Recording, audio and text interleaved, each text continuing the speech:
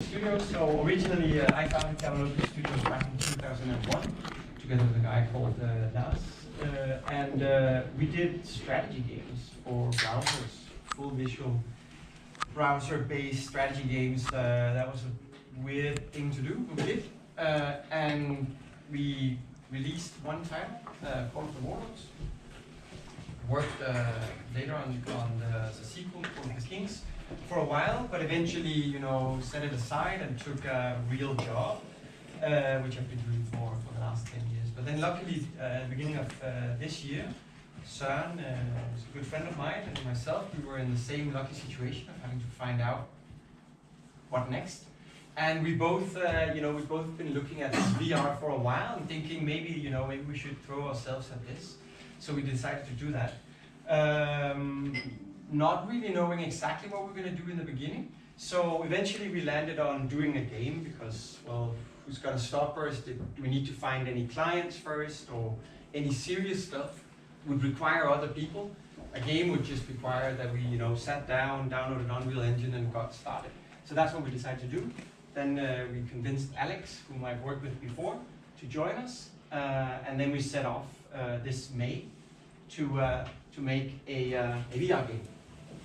So a lot of this you already know. I'm just going to mention it anyway, because actually, if you said a lot of the same things, or you've had the same thoughts.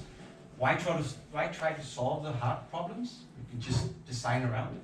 So we looked at what works well, and basically some of the stuff that you get from VR is some 3D modeling, etc. Just looks astonishing. And when you look at it on a screen, you're thinking, who made this model? You look at it within an HMD, it looks fine. It looks just like the real thing. You have hands. You have two hands. That's amazing. That gives you something. And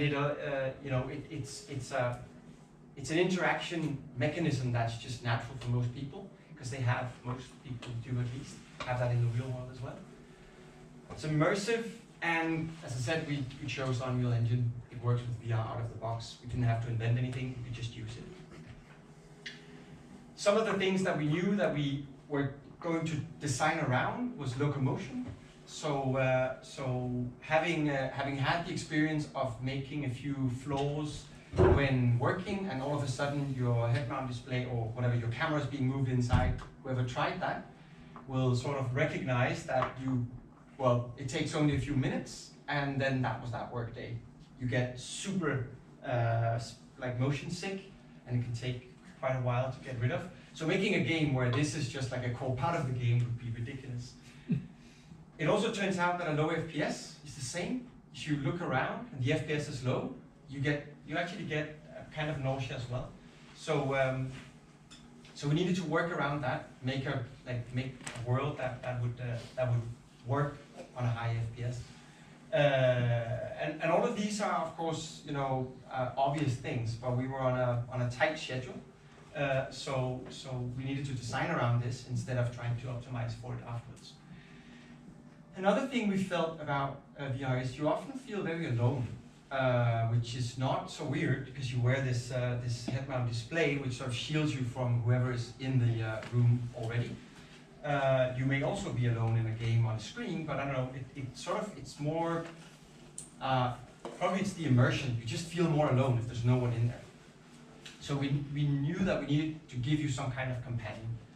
And then of course another con is that there isn't that many of these high-end headsets, the Vive and the Oculus, which is what we're targeting right now. So from a business perspective, it's probably not the best idea to throw a business at making a VR title, but we did anyway. So the genre that we came up with, which would,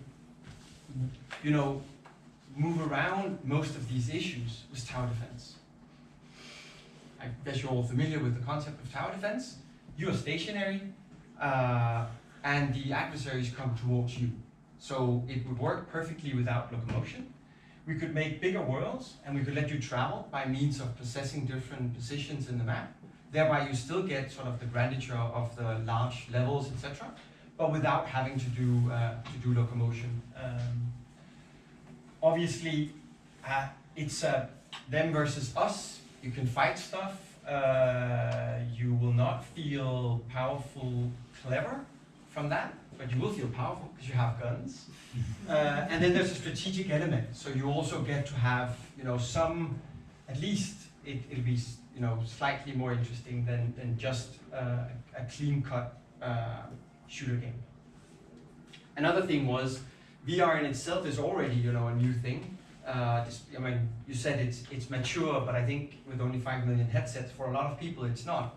So choosing a known genre, we thought would also be a benefit in order to, convey the message of what's the game about and why should you buy it if you like this kind of. So, just to give you, I've taken a few shots. I didn't manage to do it yesterday because we need to get this, this game done. So I had to do it today. But I've tried to put in a few demonstrations of the different means of locomotion, or not locomotion. So possessing defenses, which is basically teleportation. Let me see if I can figure this out.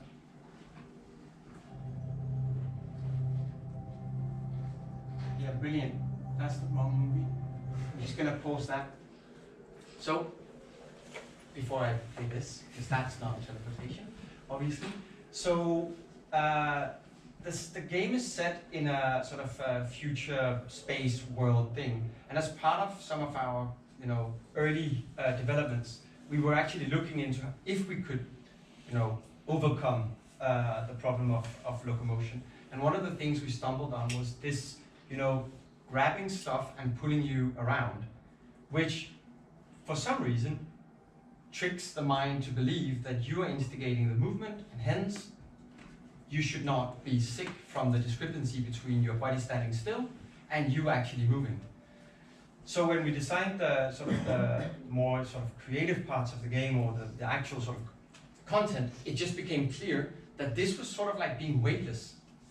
And since the game takes place in a spaceship, we thought, well, wasn't that lucky? So basically, this is one of the ways that we solve locomotion. And it's not an very important part of the game, but it sort of helps to set the scene for where the story plays out. So just demonstrating, how you sort of move around. Seeing it on a screen, of course, is a little bit silly. We brought some equipment so you can get to try this out. We should have links for the other videos if you want to show those. Brilliant. I think I just swapped them. Okay. I go.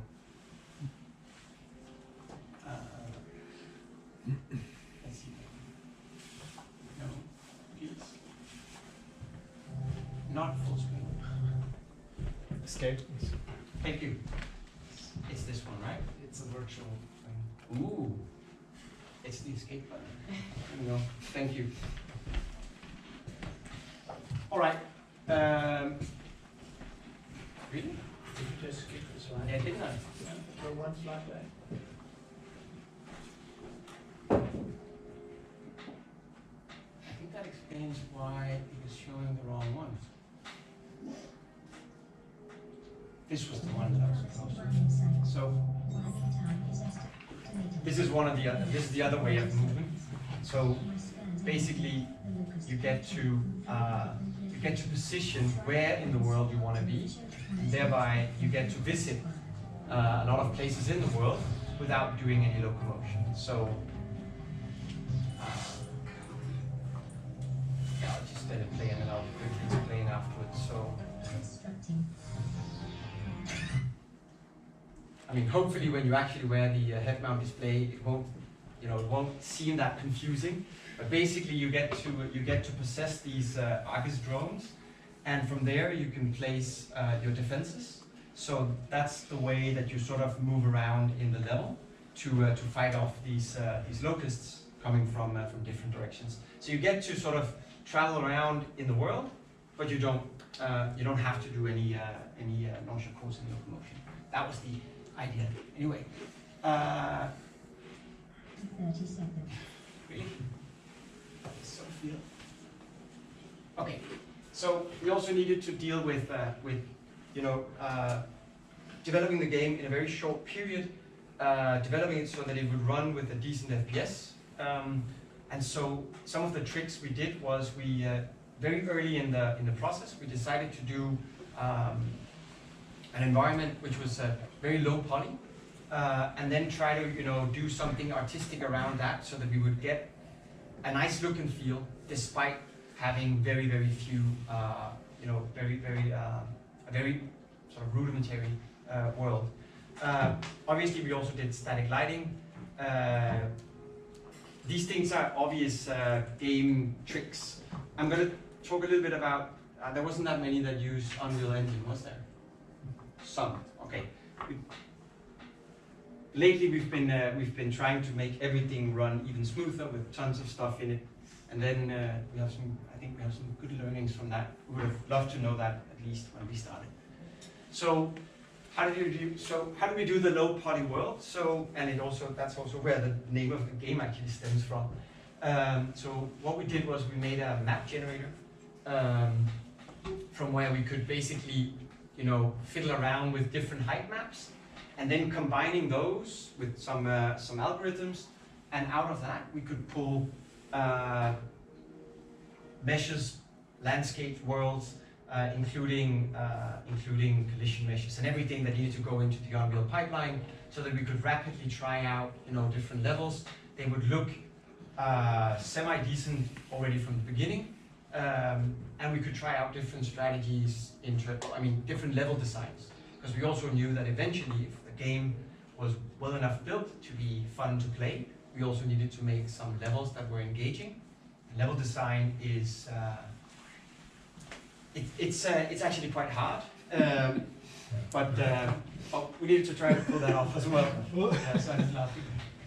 I tend to take too light on those things. So this is what it looks like when it comes into Unreal and gets some nice attention from Søren, who's been key on all the visuals, etc. And I hope that this one will work as well, just to show you what it looks in engine. Obviously, I hope we have time after so that you can try it out, as many of you as possible. So it's the same place, but now with a little bit of atmospheric fog and very few, effects. Actually, we have tons of effects in the beginning, but it's simply not possible to make, to keep up an FPS when you have all of that. So.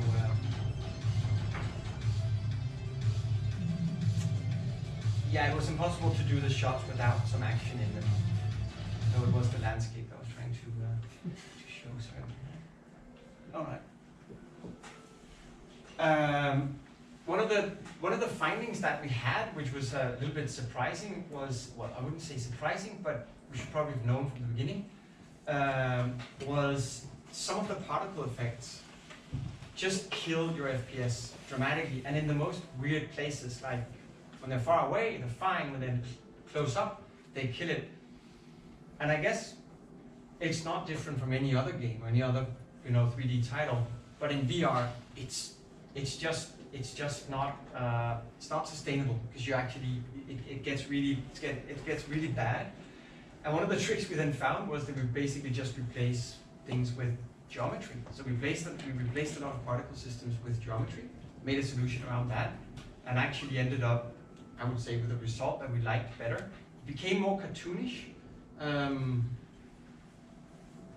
but probably the game needed to be a little bit more light in its feel anyway. So that was a good trick. I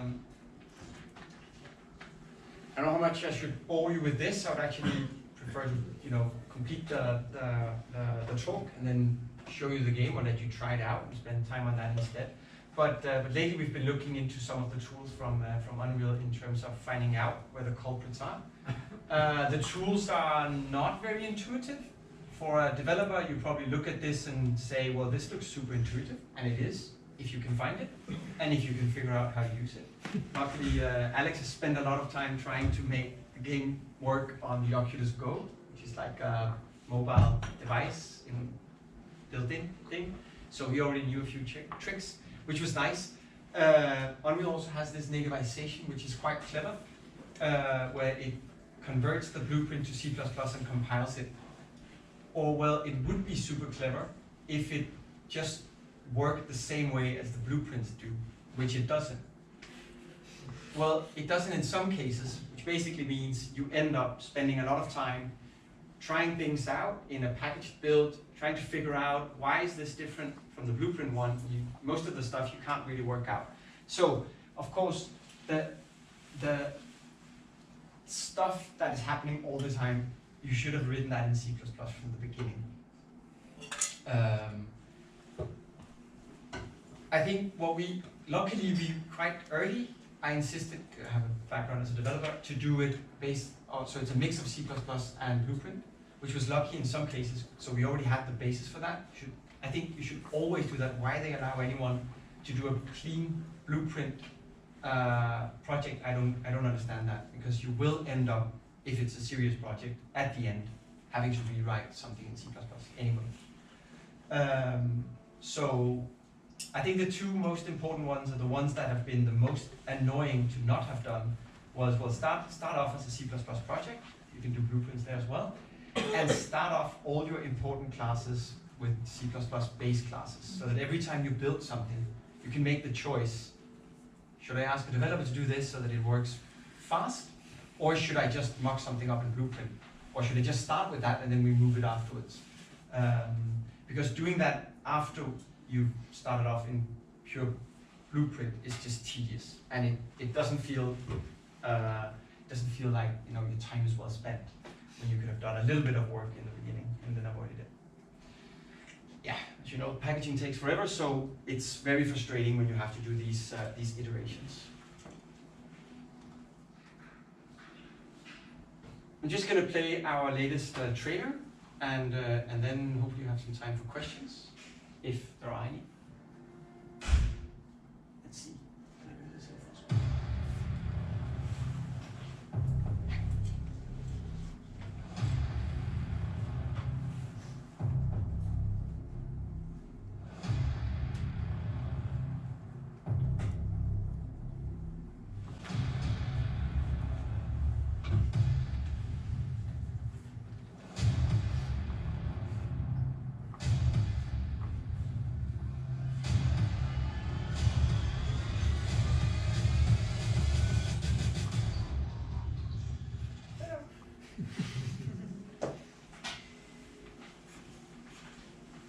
So, Alright.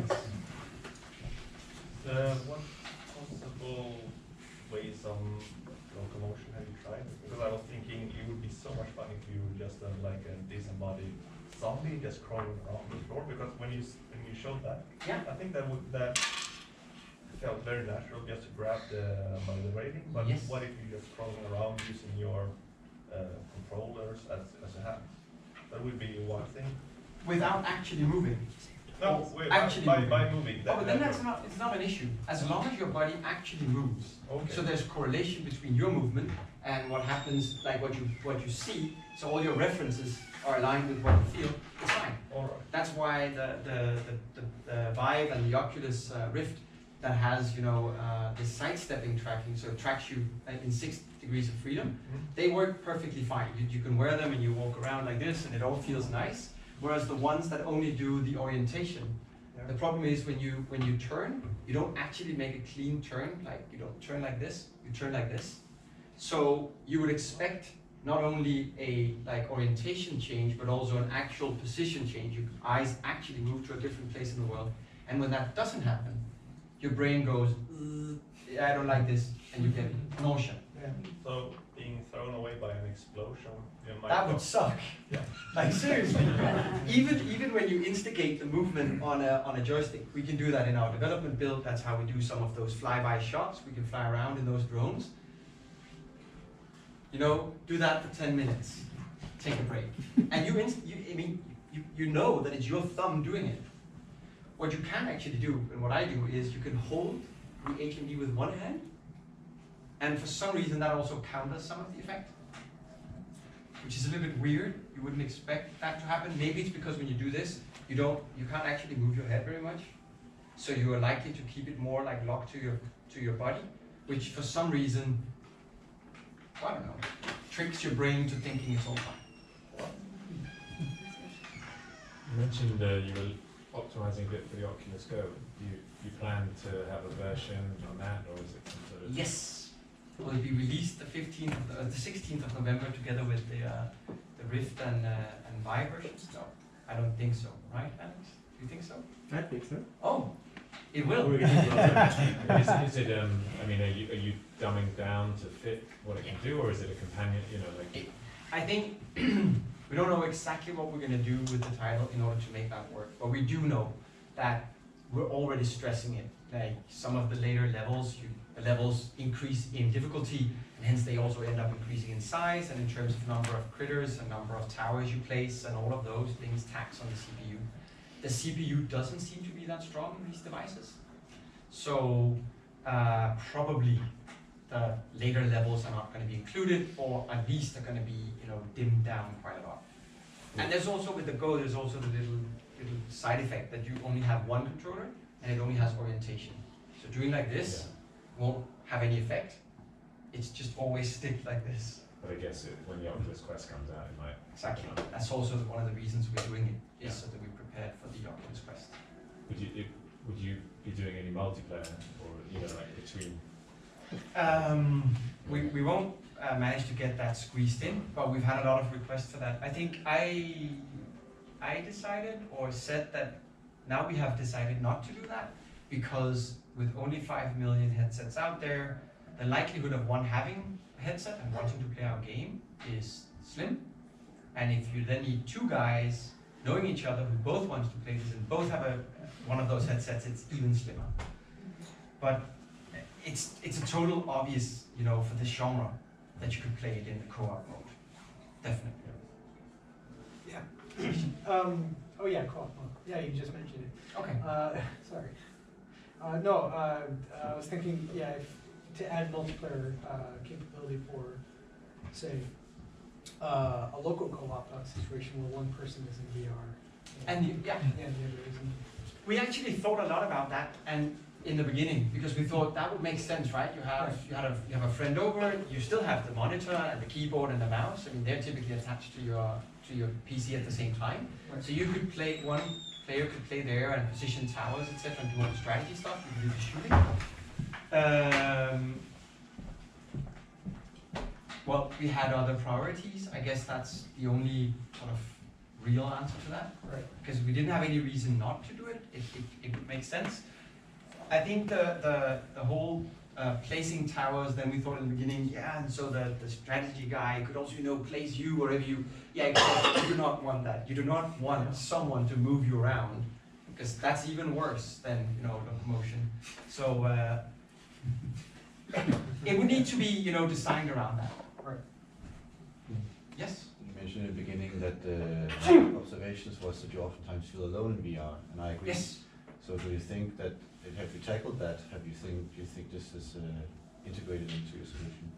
Thanks for asking that question, because I did not take that with you, because it's not that relevant to VR except for the loneliness. So what you have is you play the game together with an AI character, and she is, because she's an AI, we also tackled a lot of, or didn't tackle a lot of problems. Like, we don't need to animate her, she just has a voice. We don't need to use real voice actors because she's an AI, so we can use speech synthesis. It also meant that when we were doing the level designs and the storyline and wrapping things up, we created a system so that we could basically just write the storyline in normal text, and it would automatically go to Amazon Poly, be converted into WAV files, imported into Unreal and everything. So the whole flow would sort of be write some story stuff, try it out. And I think that part works pretty well.